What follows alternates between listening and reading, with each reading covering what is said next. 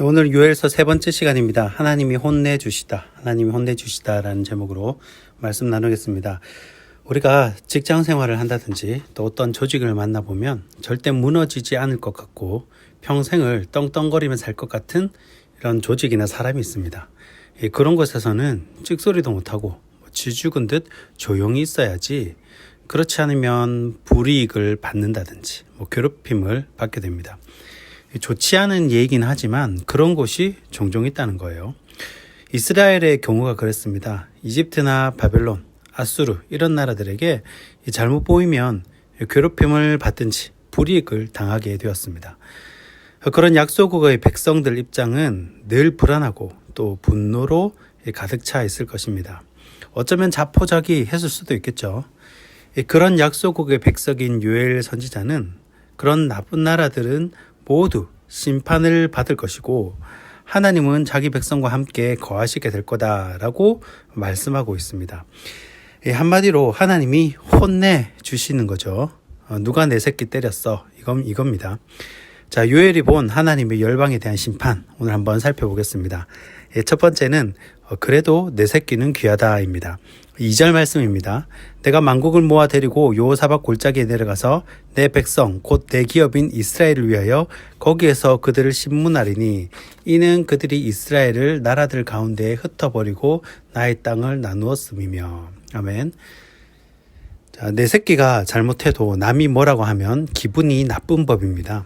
하나님께서 자녀들을 징계하시기 위해서 바벨론이라는 막대기, 또 아수르라는 막대기, 이집트라는 막대기를 사용하셨지만 이게 정도가 심한 겁니다.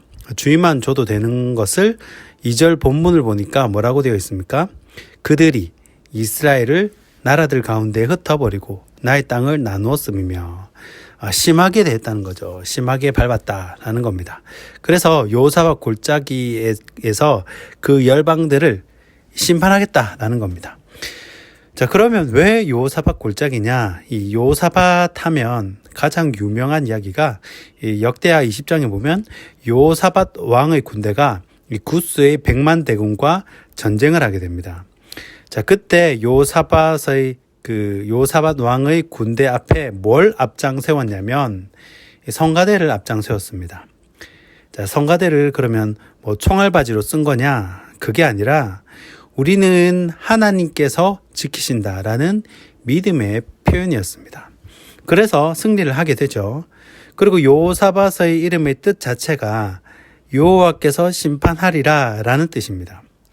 그러니까 여호사밧 이 골짜기는 이 특정 지역을 가리키는 것일 수도 있겠지만 아마도 하나님의 뜻대로 심판하실 모든 장소를 여호사밧 골짜기라고 표현했다고 보는 것이 적절할 것 같습니다.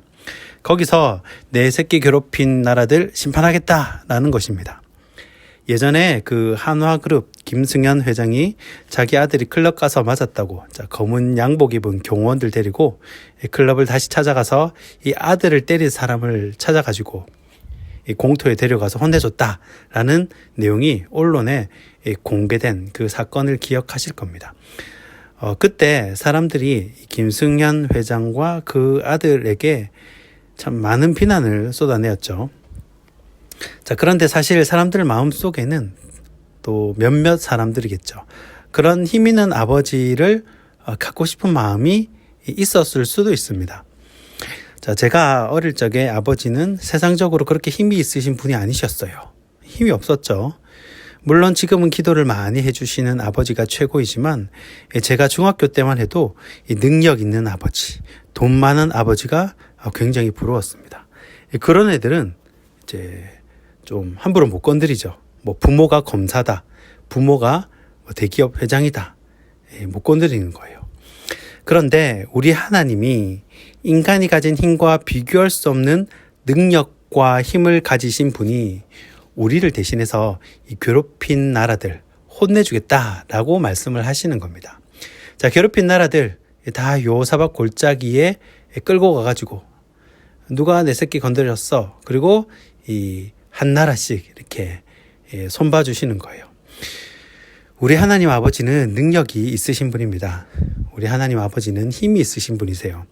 그분이 우리의 아버지심을 기억하시고 용기를 얻으시는 저와 여러분이 되길 소원합니다.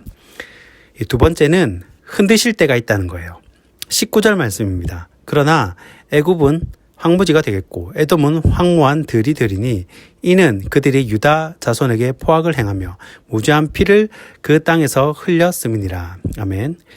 자, 하나님께서 이 네 새끼 괴롭힌 나라들을 한 명씩 골라냅니다. 이 자신의 이 자녀에게 포악을 행하고 무죄한 피를 흘리게 한 애굽과 에돔을 심판하십니다. 자, 그런데 애굽과 에돔은 결코 약한 나라들이 아닙니다. 굉장히 강한 나라예요. 그런데 이런 강한 나라도 하나님이 흔드시면 당할 수밖에 없다라는 겁니다. 자, 나쁜 사람들이요, 원래 법을 더 잘 압니다. 그래서 이 법을 피할 방법을 잘 알고 있고요.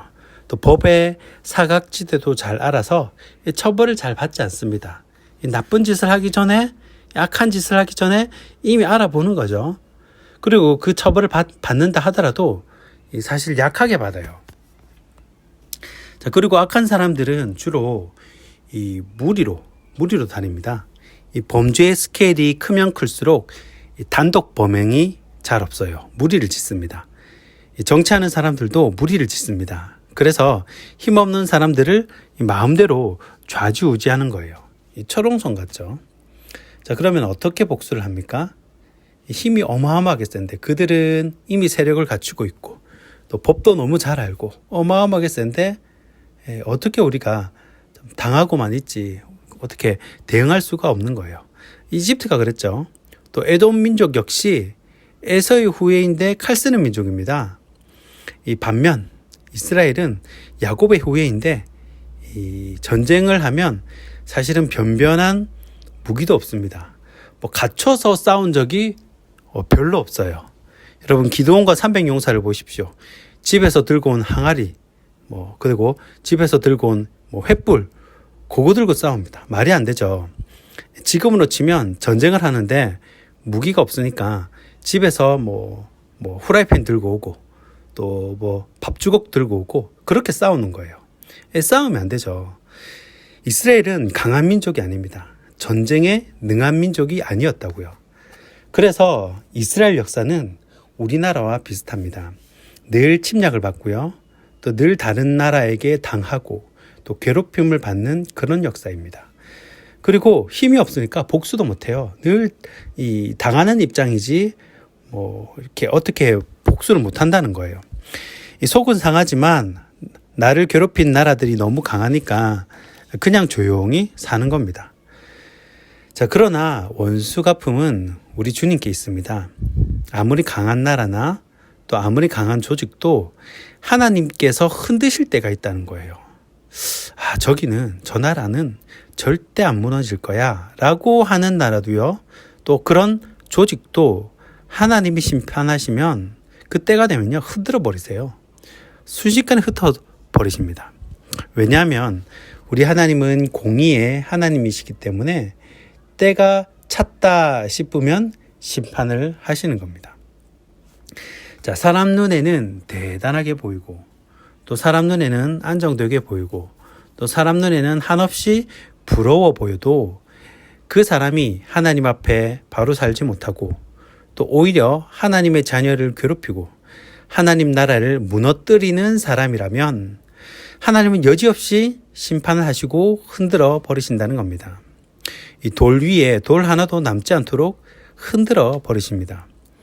그렇기 때문에 여러분들이 어떤 억울한 일을 당했다든지 또 자기를 괴롭히는 그런 사람들이 있다든지 그럴 때 내가 직접 나서지 말라라는 겁니다.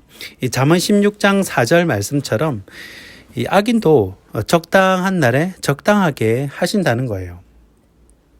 자, 말씀을 정리하겠습니다. 오늘 두 가지 살폈습니다. 결국 요엘서 3장은요, 두 가지 큰 내용으로 나뉘어지는데 1절부터 13절까지 하나님께서 이스라엘을 괴롭힌 나라들을 심판하시고 또 14절부터 21절까지는 하나님의 자녀에게 복을 주시겠다, 위로하시고 복을 주시겠다라는 내용입니다. 자, 우리 하나님 아버지는 힘이 있으신 분입니다. 능력이 있으신 분이세요. 그리고 지금도 살아서 일하고 계신 분입니다. 그 하나님을 나의 아버지로 모시는 복된 저와 여러분이 되길 주님의 이름으로 축복합니다.